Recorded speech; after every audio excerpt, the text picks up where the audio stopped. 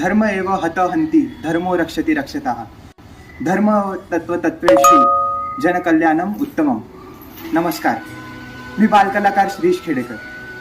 आत्ता मी जो श्लोक सांगितला त्याचा अर्थ आहे, धर्माचा नाश केला तर तो सगळ्याचाच नाश करतो, धर्माची रक्षा केली तर तो सगळ्याचीच रक्षा करतो. धर्म ह्यापर्यंत पोहोचण्याचा सर्वात उत्तम मार्ग म्हणजे जनकल्याण आहे. आज 31 मे अर्थात पुण्यश्लोक अहिल्यादेवी होळकर यांची 300वी जयंती आपण आपल्या इतिहासात बघू शकतो.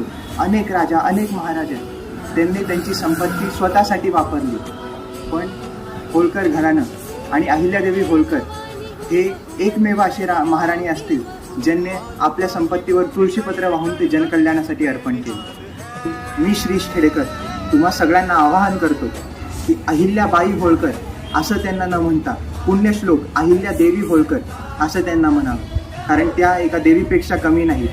आपण छत्रपती शिवाजी महाराज, संभाजी महाराज यांना देवाचा दर्जा देतो, कारण त्यांनी धर्मरक्षणासाठी तलवार उचलली होती, मुघलांसोबत लढले होते, अनेक शत्रू मारले होते.